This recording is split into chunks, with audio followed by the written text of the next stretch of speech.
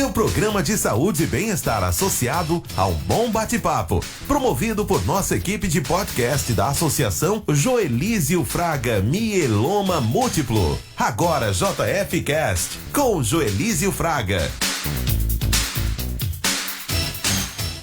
Hoje o nosso podcast está mais que especial. Celebramos uma data muito significativa, o Dia do Médico. Esta é uma oportunidade de homenagear e reconhecer a dedicação, o esforço e a paixão daqueles que, todos os dias, salvam vidas e promovem saúde. Ser médico é mais do que uma profissão, é um verdadeiro chamado para cuidar do próximo, enfrentar desafios e transformar realidades. E para enriquecer nossa conversa de hoje, ninguém melhor do que esse nosso convidado, que é o Dr. Leonardo Cunha, médico oncologista. Seja muito bem-vindo, doutor, e obrigado por ter aceito o nosso convite. Ô Joelísio, para mim é um prazer enorme estar aqui com você.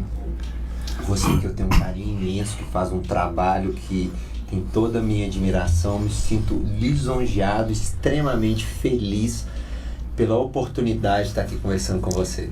Eu que agradeço, viu? Para o pessoal que não te conhece, vai agora conhecer. Quem é o Dr. Leonardo Cunha? Dr. Leonardo Cunha é mineiro, tem um sotaquezão ainda, tem 19 anos que eu estou aqui em Conquista. Eu fiz faculdade na UFMG, depois eu fiz clínica médica, depois eu fiz oncologia e estou aqui em Conquista há 19 anos já sou conquistense de coração, meus 2 filhos são daqui. Muito bem. Como é que a oncologia, doutor, mudou? Como a oncologia mudou desde o início da sua carreira? Bom, a oncologia ela vem evoluindo muito. Desde do diagnóstico, hoje a gente tem diagnósticos muito mais precoces, muito mais precisos e tratamentos mais específicos. Como a gente começa falando do diagnóstico, a gente tem incorporação de uma série de novas tecnologias nos últimos anos. Por exemplo, quando eu me formei, a gente não tinha o conhecido e muito comentado hoje PET scan, que é um exame que te permite fazer diagnósticos e estadiamentos com mais precisão. E a gente tem entrado nos últimos anos, principalmente nos últimos 10 anos, tecnologias novas. A gente tem a imunoterapia, que é um tratamento que veio a revolucionar a oncologia, que serve em várias áreas, que ela faz seu próprio sistema imune combater tumor.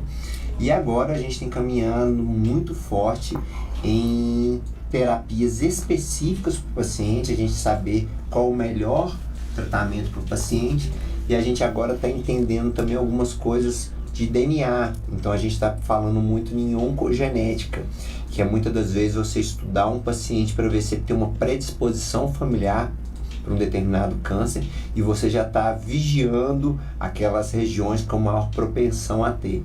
Então a oncologia cresceu muito, seja em diagnóstico, seja em diagnóstico precoce, seja em genética, seja em tratamento. Isso. Quais são os seus maiores desafios no dia a dia?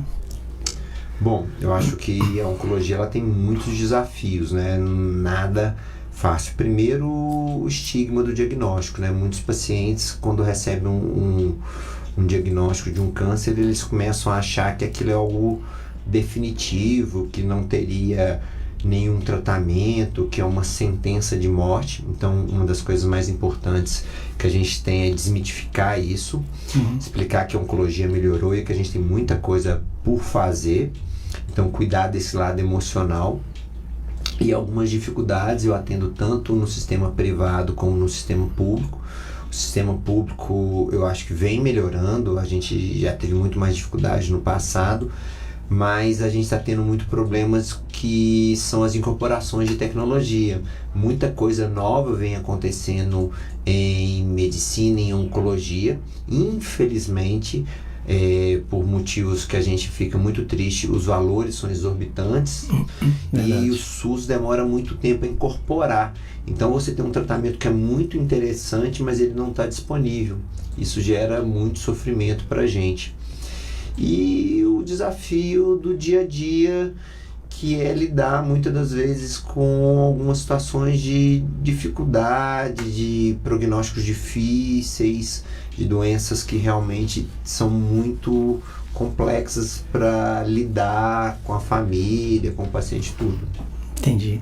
E quais são os tipos, doutor, mais comuns de câncer que você trata? Isso.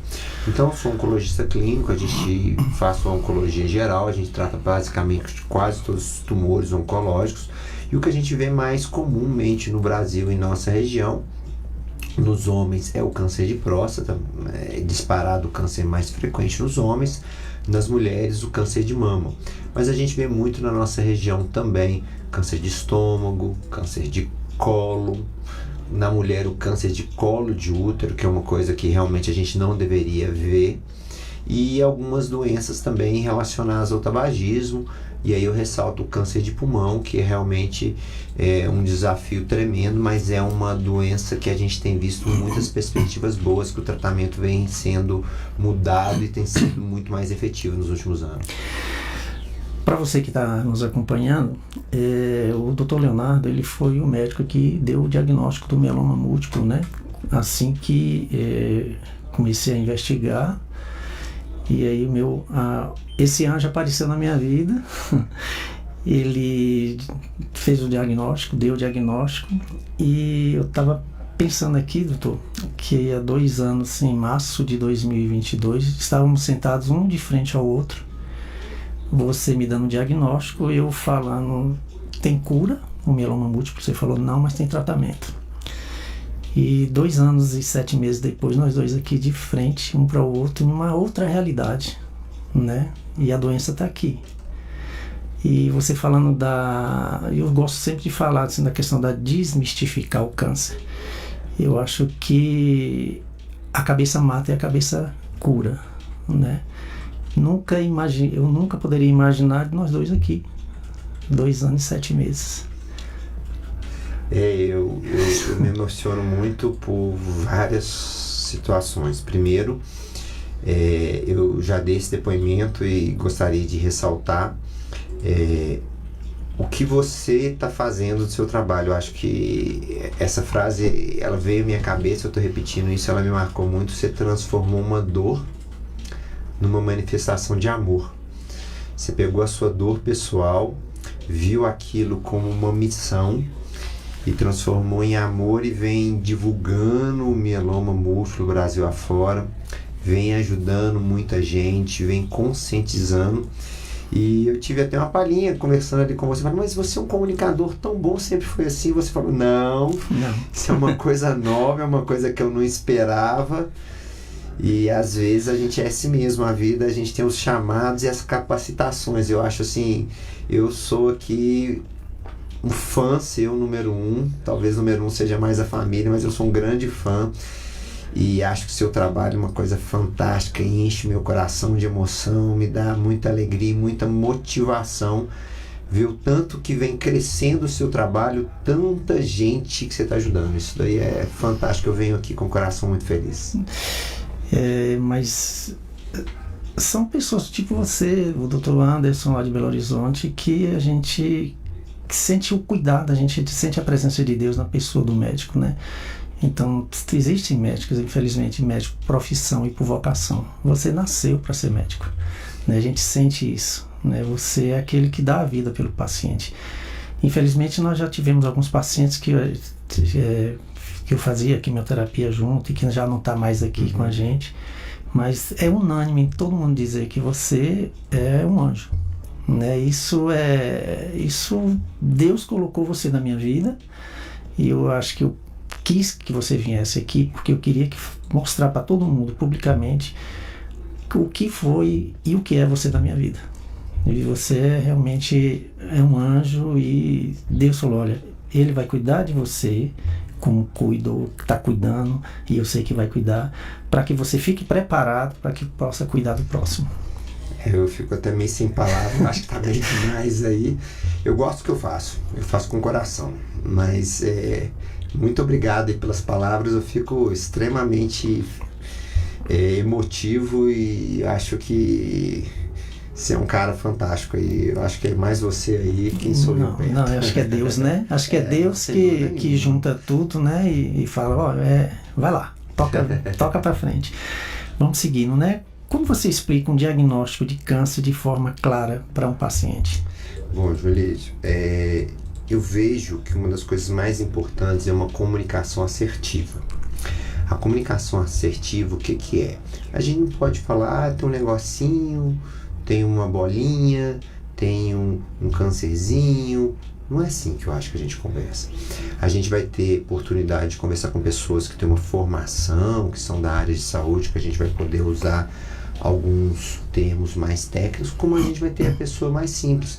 Mas mesmo essa pessoa mais simples, a gente conversa de forma clara. Como é o claro? A gente entende qual é o momento emocional que a pessoa está vivenciando, né? O que ela quer saber naquele momento. Muitas das vezes eu uso figuras, eu abro a internet, eu mostro o órgão, olha o meu problema no esôfago. Você sabe o que é o esôfago? Ele, não, doutor. Então o esôfago é isso daqui. Mostro figuras ilustrativas e tento entender qual é o momento do paciente, porque existem momentos que o paciente não está preparado, então muitas das vezes ele não quer muitos detalhes, mas muitas das vezes com o decorrer das nossas consultas, dos nossos cuidados, a gente vai amadurecendo, a família vai amadurecendo também, a gente vai cada vez mais conseguindo colocar a informação.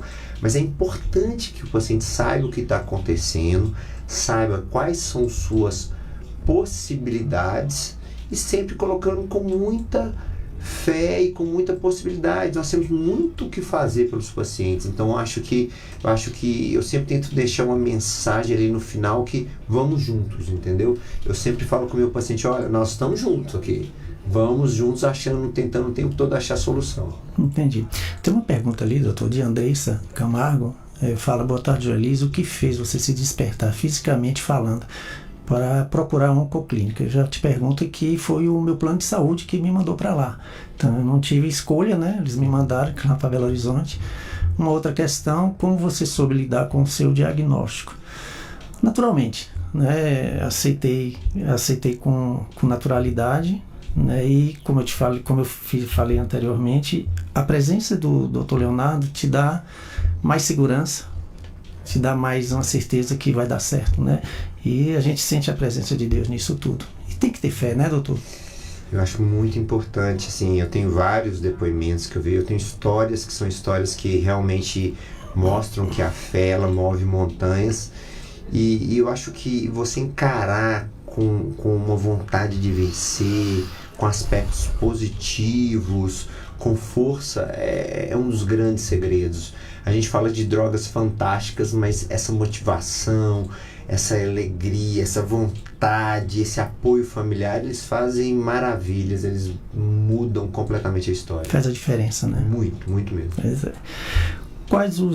Quais avanços recentes no tratamento estão revolucionando a oncologia? Então a primeira coisa que eu acho que é importante a gente tem que explicar é a imunoterapia. A imunoterapia, ela veio como um braço muito importante na oncologia, que é são um conjunto de drogas que fazem mais ou menos o seguinte: durante o tumor, ele é muito esperto em enganar as defesas do organismo. É mais ou menos como se o tumor ficasse escondido e as defesas do organismo não conseguissem ver. E o que a imunoterapia faz é tirar essa venda do nosso sistema imune. O sistema imune começa a ver, opa, esse moço que está aqui não faz parte do meu corpo e ele está me fazendo mal, e o sistema imune começa a atacar. A imunoterapia, ela não é para todos os tumores. Existem tumores que têm indicação, outra não, mas ela, em geral, ela tem vários e vários tumores que respondem, uns melhores, outros piores, mas é uma incorporação tecnológica muito grande. E o que a gente está vendo de muito importante, que isso é um caminho, que eu acho que é um caminho muito interessante, é que antigamente a gente pegava, por exemplo, eu vou citar um pouco o câncer de pulmão, porque ele muitas das vezes ele está puxando outras tecnologias, ele que está levando ao desenvolvimento de várias drogas. A gente tratava câncer de pulmão tudo igual. Todos os pacientes com câncer de pulmão, com um determinado tamanho de tumor, a gente tratava igual. Era um tratamento padrão. Era um tratamento padrão.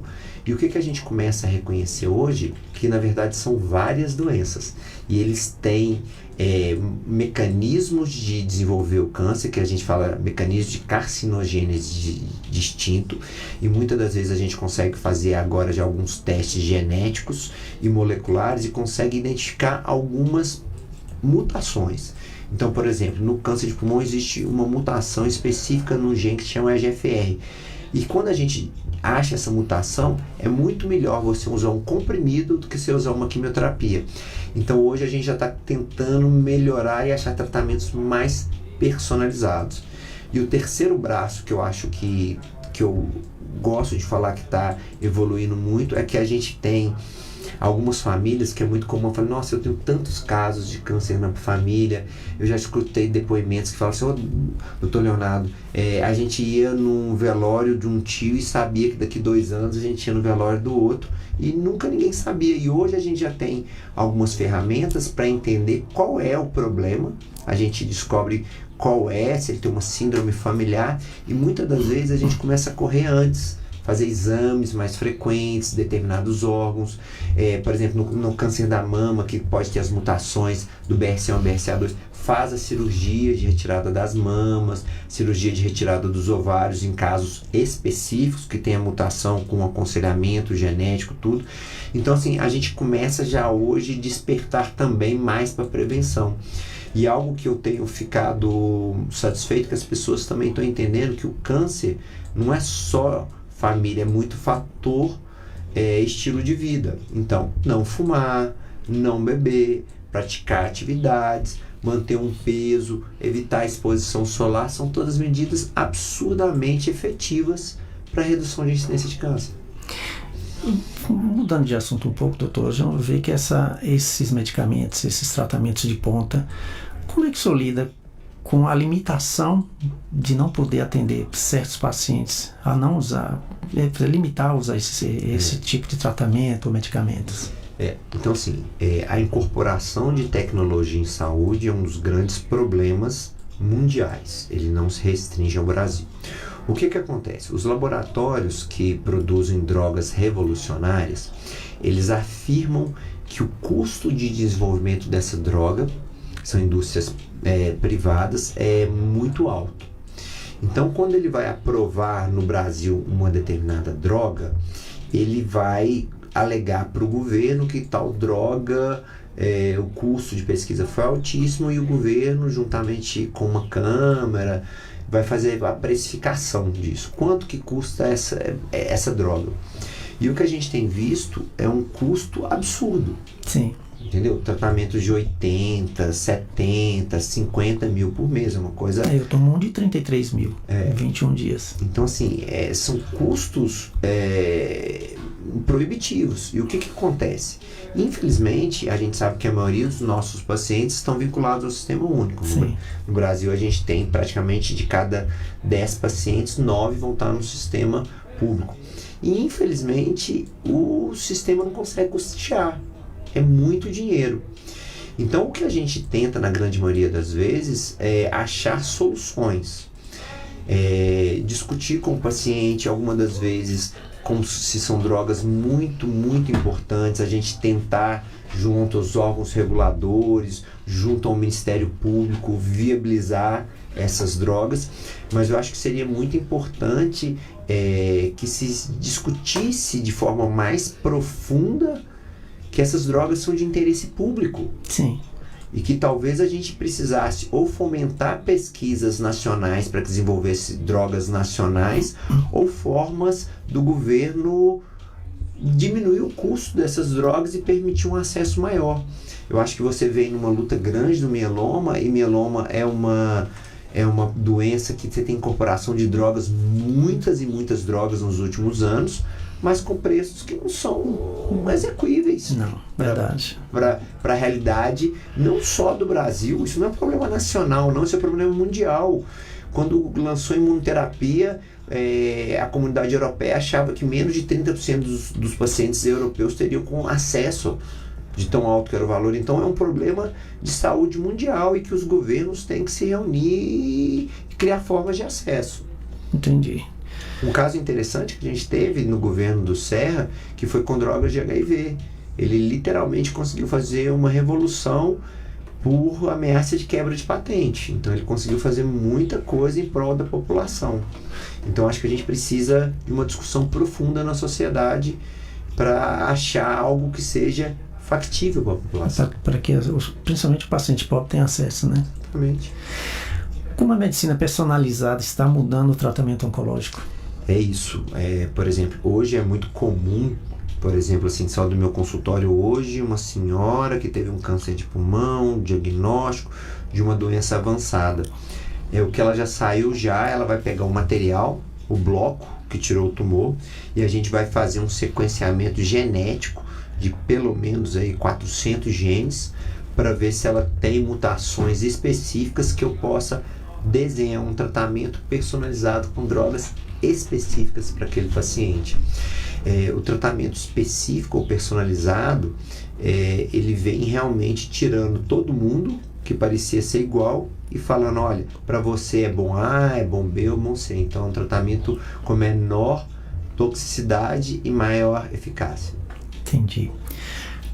O senhor já tinha falado, mas seria bom voltar. Quais hábitos de vida aumentam ou diminuem o risco de câncer? Então vamos lá.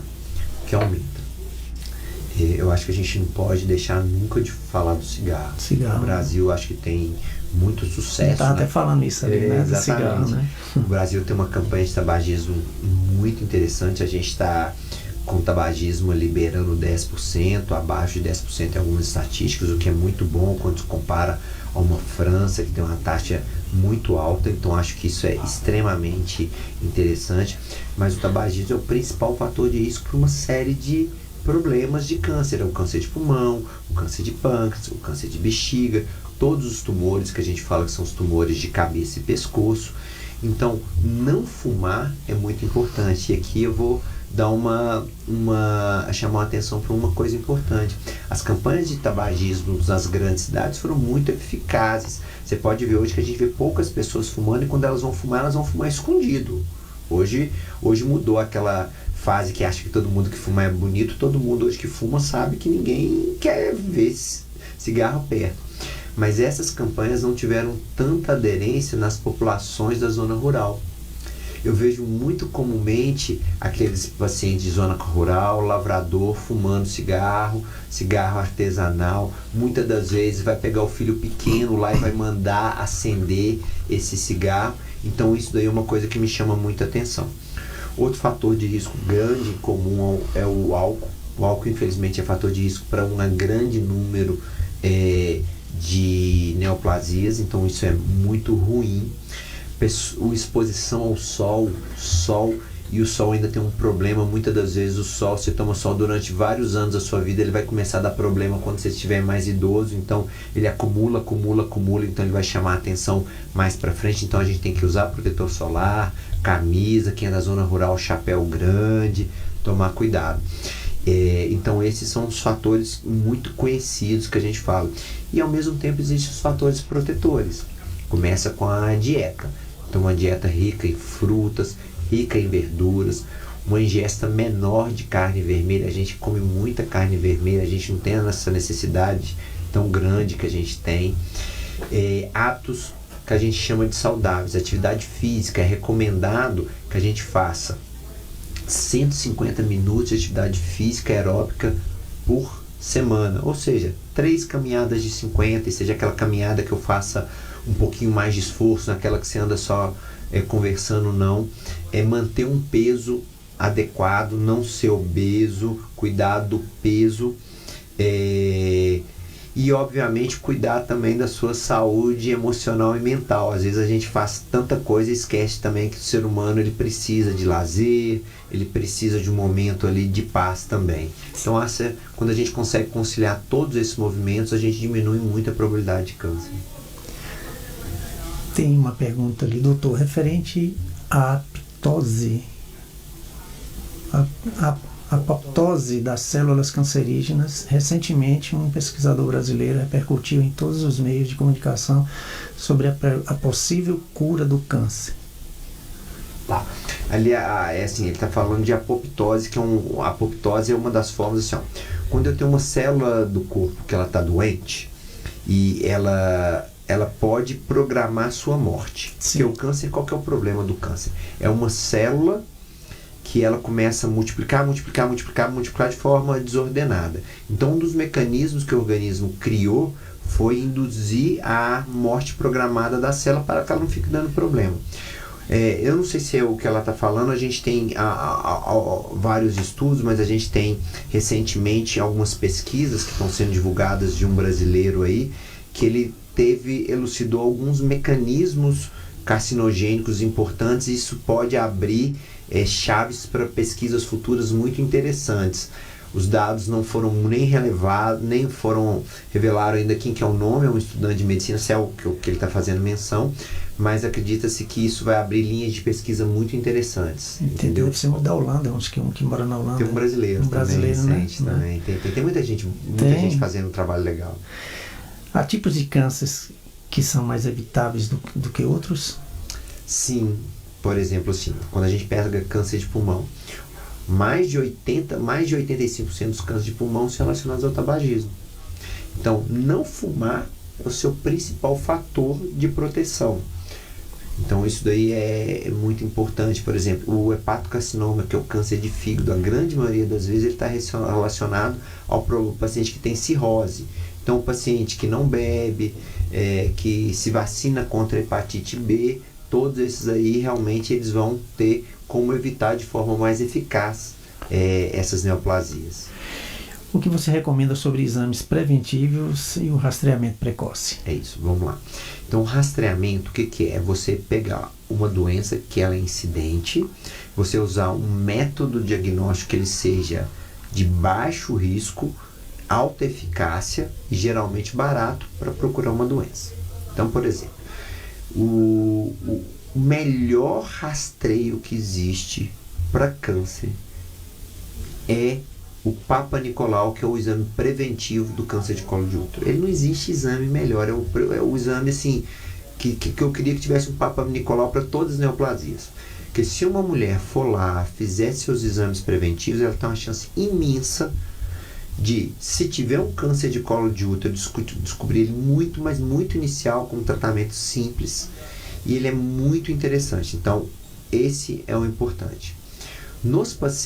Outro exame que é muito importante de rastreio é a colonoscopia. A gente sabe que o câncer coloretal é um câncer muito frequente e que atualmente ele está se tornando, atingindo pacientes mais jovens. Era um câncer de sexta década que a gente via, e agora ele está mais frequente. Então a colonoscopia se tornou muito importante, principalmente para os pacientes a partir de 45 anos, também é importante. No caso das mulheres, a gente não pode deixar de falar também da mamografia, que ela é extremamente importante. Eu coloco também a mulher prestar atenção na sua saúde, fazer a palpação das mamas, isso é importante também. Então, lembrar da mamografia aos 40 anos. E eu acho muito importante também que ele tenha o hábito, tanto o homem quanto da mulher, de fazer uma consulta médica anual. Que a gente pode ver problemas de fazer diagnóstico de outros problemas, como de diabetes, hipertensão. Então, a gente tem que criar o hábito de ir ao médico mesmo estando bem, para tentar fazer exames preventivos e de acompanhamento. Entendi. Pode tirar aquela pergunta, viu, Jonathan?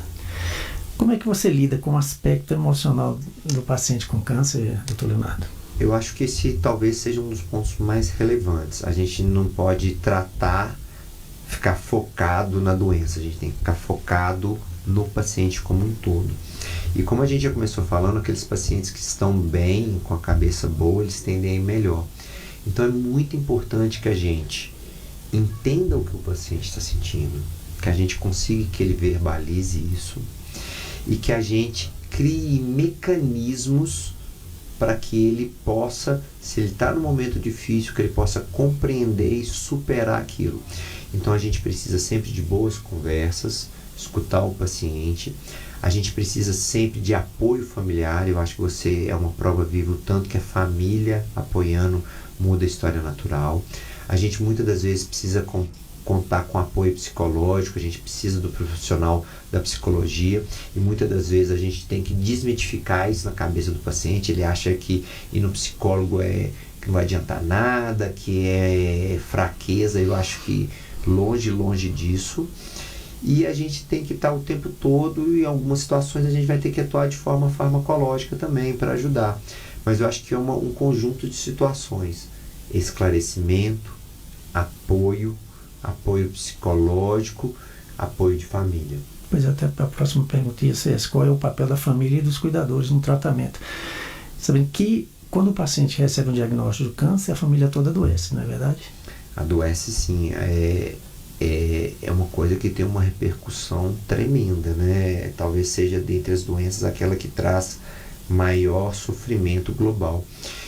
O importante é que o que eu vejo é que as famílias sejam famílias produtivas no seguinte, que acolham o paciente, que se unam em torno do paciente, que tenham pensamentos e atitudes positivas, que ela é muito importante. A gente tem eu trato pacientes que têm famílias que apoiam muito e famílias que são ausentes, né? Infelizmente isso acontece. Sim. E a gente vê que aquela família, às vezes chega no meu consultório 3 familiares com o paciente, aí eu falei, pode entrar? Eu falei, não, deve entrar, bom é quando tem muita gente que está apoiando, né? Uhum. Então acho assim que uma família boa, uma família unida, que se integra, assim, às vezes todos os filhos, que um ajuda, é muito comum que eles dividam as funções que todo mundo trabalha, que eles vão, um vai ajudar nisso, um vai marcar os exames, um vai comprar um remédio, um vai estar ali. A gente vê que quando as pessoas estão imbuídas, aquelas famílias até que não estavam tão unidas, elas ficam mais unidas, elas ficam mais próximas, elas começam a pensar em outras coisas. A gente melhora nesse egoísmo natural nosso ser humano, a gente vê um pouquinho da nossa fragilidade pessoal, e muitas das vezes eu já escutei falar que o câncer ensinou. Muito. Quem escolhe, não escolhe quem, né, doutor? Não escolhe. Eu acompanho vários pacientes, como o senhor sabe, e a gente tem aquele trabalho de, quando o paciente nos procura, a gente cuidar primeiro da cabeça dele, para depois ver o que realmente ele está precisando, né? E muitos pacientes a gente, tipo assim, redireciona a atenção mais para a família do que para ele. Ele está lá tranquilo, mas a família, olha, faz isso, faz aquilo, faz isso, e acaba atrapalhando. Então, muitas famílias acabam atrapalhando, doutor. Eu acho que às vezes... Assim, acho que é o medo da morte, essa coisa que fala câncer igual morte. Não, e tem que desmistificar isso, né? Exatamente. Assim, algumas famílias, eu acho assim, até com muita boa vontade de ajudar, mas se excede, né? Sim, excede e não consegue o equilíbrio. Então é importante o equilíbrio, né? Eu acho que a palavra, mais importante é isso. E a gente tem que entender que o paciente ele precisa de apoio, precisa de tranquilidade. E a família tem que dar essa estrutura. E como é que o paciente pode manter essa qualidade de vida durante esse tratamento? Bom, primeira coisa que a gente tem visto é que a gente comentou aqui que está melhorando, né? Então, os tratamentos estão menos tóxicos e mais eficazes. Então, isso já é interessante. Além dos próprios quimioterápicos que melhoram, a gente também tem medicamentos para evitar efeitos colaterais. Antigamente, a gente tinha... Quando eu comecei a fazer oncologia, era muito comum o paciente vomitar na sala de quimioterapia até não aguentar mais. É uma coisa que a gente não vê. Você não vê hoje dentro de uma sala de quimioterapia, assim, ele pode ficar nauseado, mas não é uma coisa incoercível, incontrolável, como a gente vinha no passado.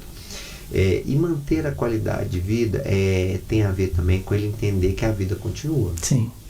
Então, o que é? Olha, tô doido para fazer aquela minha viagem, doutor, não sei o que, eu programei. Vamos lá, vamos fazer o tratamento, vamos tomar uns cuidados, mas vamos fazer a viagem também. A viagem é manutenção da qualidade de vida. Doutor, eu queria tanto fazer determinada coisa com minha esposa, com meu filho. Acho que precisa fazer. Ele tem que entender, ele não tem que focar na doença, ele tem que estar focado nele. Sim. Eu acho que muitas das vezes alguns pacientes perdem um pouquinho o foco e ficam assim, só no câncer, Não, foque em você.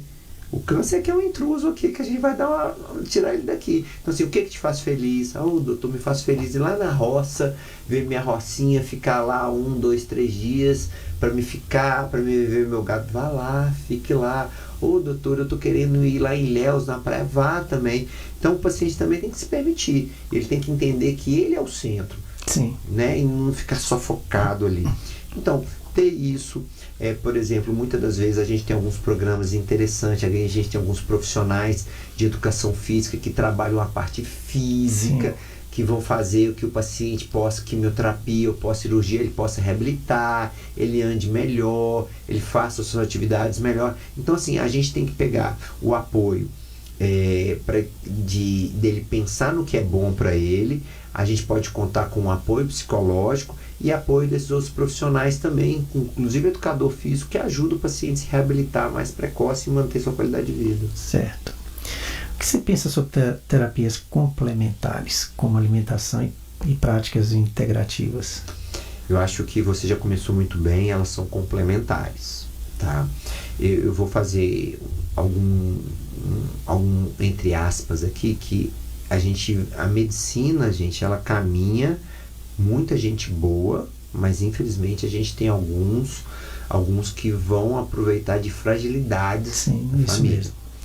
Infelizmente, gente, eu já tive situações de doenças altamente tratáveis e curáveis que aconteceu o seguinte: eles foram para profissionais que eu não considero profissionais de relevância e que esse paciente literalmente abandonou aquilo que é o certo, o correto, o mais estabelecido. E muitas das vezes esses pacientes que eu vi, eles passaram um tempo importante e voltaram para o tratamento tradicional depois em situações ruins. Então, assim, procurem saber, leiam bem, não confiem em postagens de internet, em promessas falsas, leiam, cuidem. Então esse é um primeiro. Mas as terapias complementares, elas são válidas. Você tem muita coisa boa ajudando, terapias nutricionais de extrema qualidade, a gente tem profissionais de extrema qualidade. Eu falei para você também dos educadores físicos que fazem um trabalho muito legal. Então a gente tem uma série de possibilidades que vão integrar, facilitar a vida do paciente. Mas lembre-se, isso sempre com profissionais de respeito, profissionais qualificados, profissionais conscientes, tá? E muito cuidado, gente. O desespero leva às vezes a tomar atitudes. Quantas vezes a gente vai ver coisas que são são coisas enganosas, sim, promessas vãs que levam a um sofrimento tão grande. Pois é, mas vem muito isso, né, doutor? Muito desespero, né? Porque todas as vezes, assim, pega o desespero da pessoa e faz uma promessa: eu tenho um remédio aqui, você vai vender tal, vai fazer isso aqui que esse remédio vai ver, e muitas das vezes é um engano, um engodo. O que se fala hoje é inteligência artificial, né? Uhum. Como você vê o uso dela e a tecnologia na oncologia? Olha, eu acho que a inteligência artificial é algo que tem um papel de relevância e eu acho que vai aumentar cada vez mais.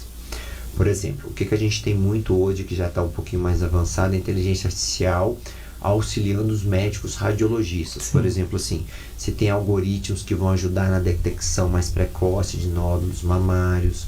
Você vai ter algoritmos que vão ajudar o médico, por exemplo, a fazer uma colonoscopia, e o algoritmo de inteligência artificial vai auxiliar o médico a ver algo que talvez ele pudesse deixar, então ele vem auxiliando. Então, assim, na medicina de diagnóstico, ela já está com uma incorporação cada vez mais presente.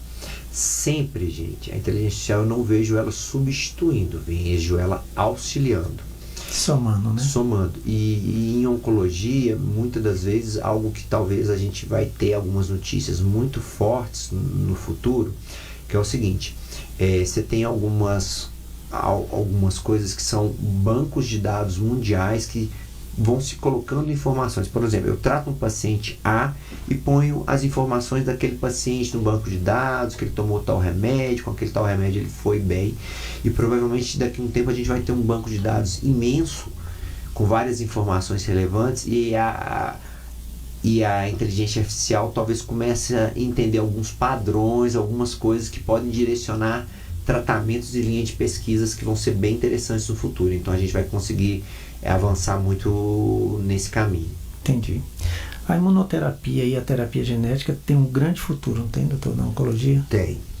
Eu acho que a imunoterapia, ela realmente, assim, eu venho a minha formação inicial, que a gente tratava, o que a gente tinha era quimioterapia, praticamente a gente chegou no momento que a gente tinha avanços pequenos na quimioterapia, então a gente veio em imunoterapia e ela abriu um leque imenso.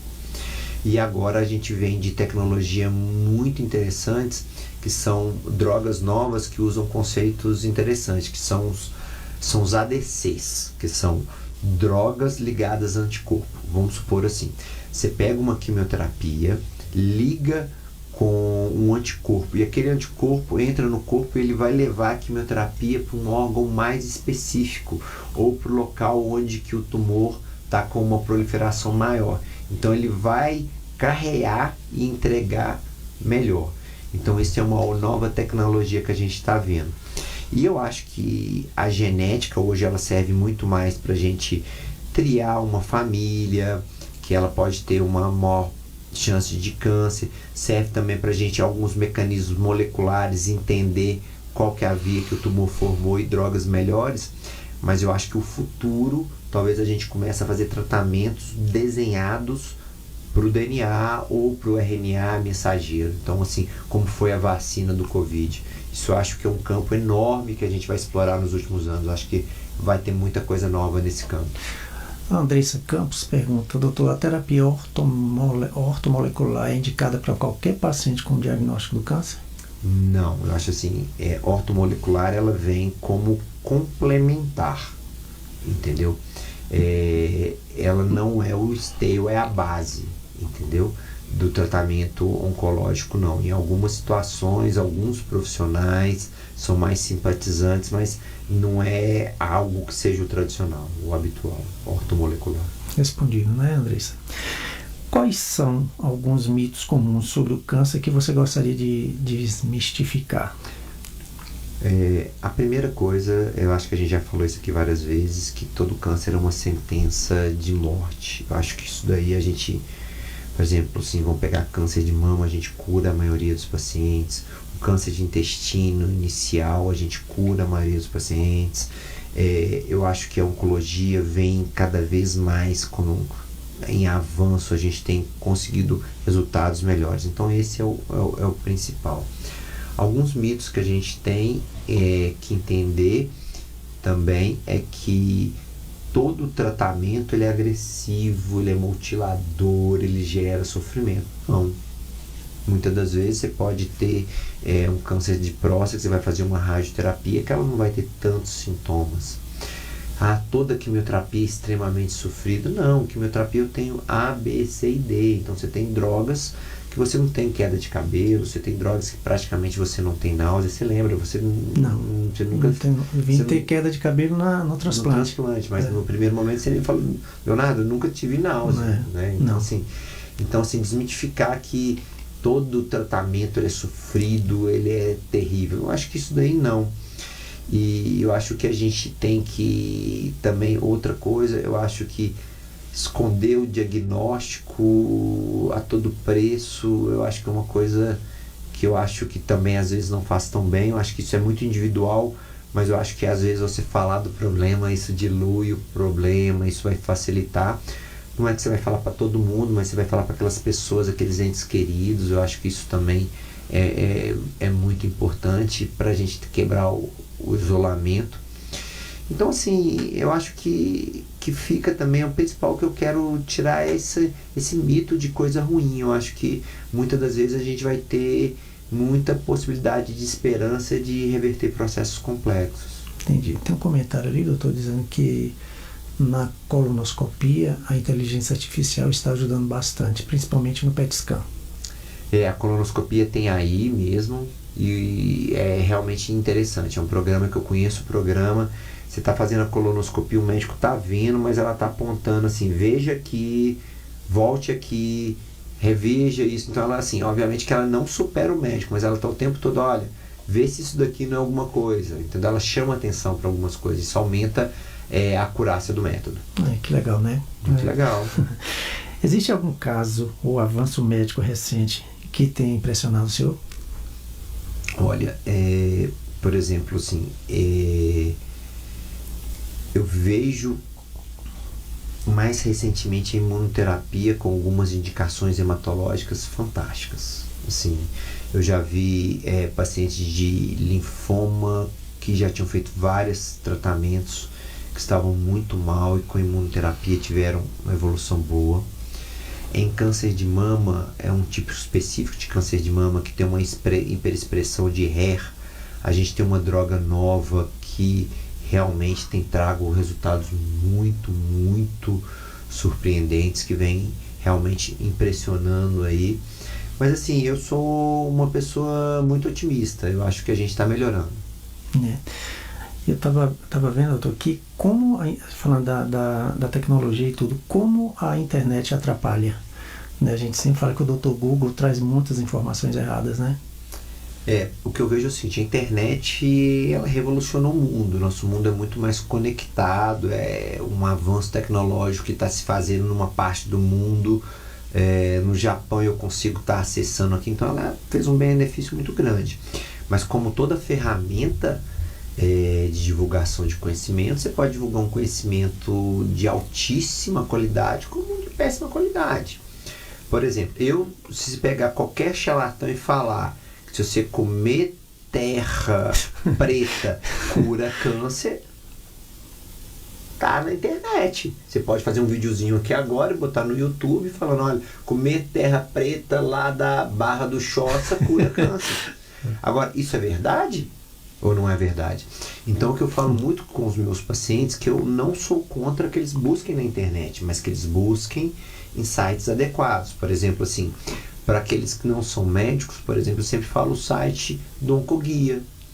Sim. Ele tem uma curadoria, então assim, as informações que estão lá são revisadas por profissionais, tem uma linguagem acessível que todo mundo consegue entender, mas é informação de boa qualidade. Então você pode se informar, eu quero me informar, eu não sou contra isso, eu sou muito a favor, mas que você busque uma boa informação, uma informação de qualidade. Quando eu fui diagnosticado com mieloma, a primeira coisa que eu entrei lá no Google estava expectativa de vida de 3 anos. Eu já tenho. né? Então tá lá.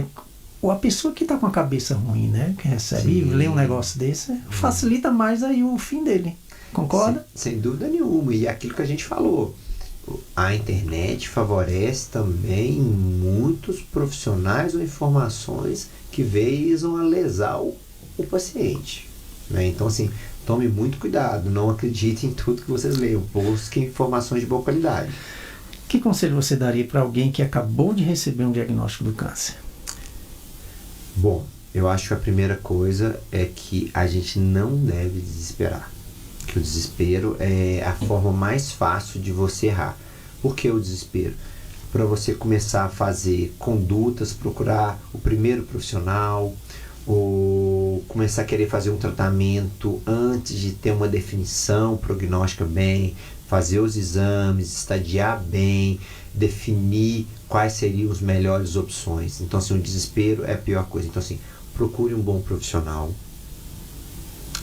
entenda que muitas das vezes um bom tratamento ele vai ser multidisciplinar, então muitas das vezes vai precisar de um médico oncologista, às vezes de um médico cirurgião, que aqueles médicos se integrem. Isso daí é muito importante. Eu acho que ele precisa estar também com apoio familiar, então eu não sou muito favorável a pessoas que não contam nada para ninguém. Eu acho que ele tem, se ele não precisa contar para todo mundo, mas ele precisa de pessoas que sejam pessoas chaves na vida dele, pessoas boas para auxiliá-los. Então, assim, procure um bom profissional, nada de querer resolver uma coisa antes das coisas estarem bem definidas, antes que os dados todos do médico estejam definidos, e ter um bom apoio emocional, familiar ali, para que seja aquela pessoa que a acompanhe. Como profissionais de saúde, pode se preparar emocionalmente para cuidar de pacientes oncológicos, porque não é fácil para você que é médico oncológico lidar com uma doença dessa, com uma especialidade dessa. Assim, existe um impacto. É impossível que nós médicos não tenhamos uma contra-transferência. O que é contra-transferência? É ver alguém sofrendo, não sensibilizar. Sim.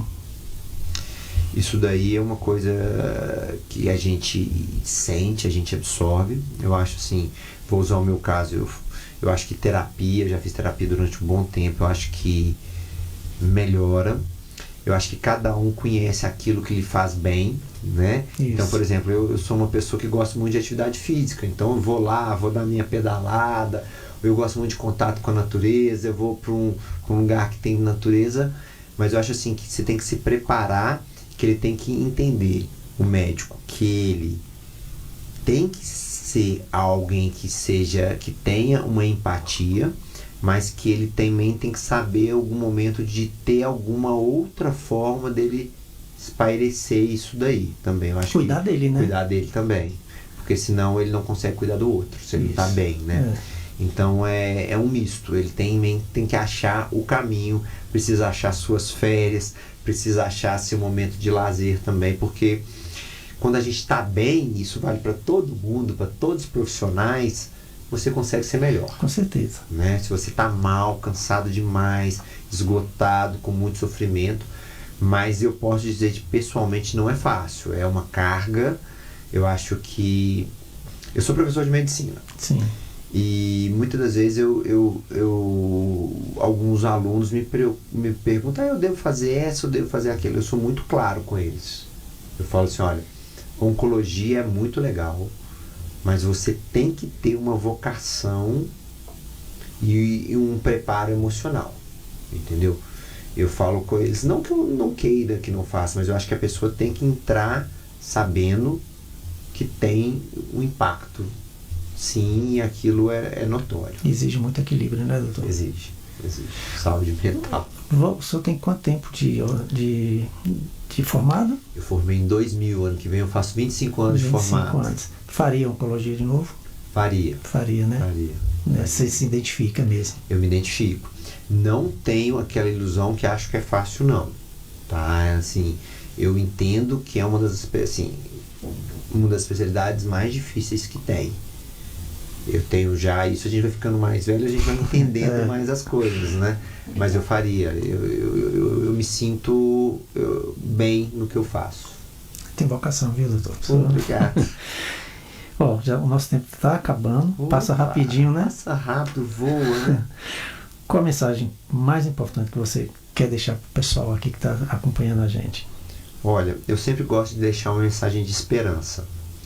Eu acho que o diagnóstico de câncer ele é muito duro, mas que cada vez mais a gente tem formas de cuidar do paciente, seja para curar o paciente, aqueles pacientes que têm doenças controláveis, controlar a doença e dar qualidade de vida. Então eu tenho visto muita melhora, muita esperança, muita coisa boa vindo.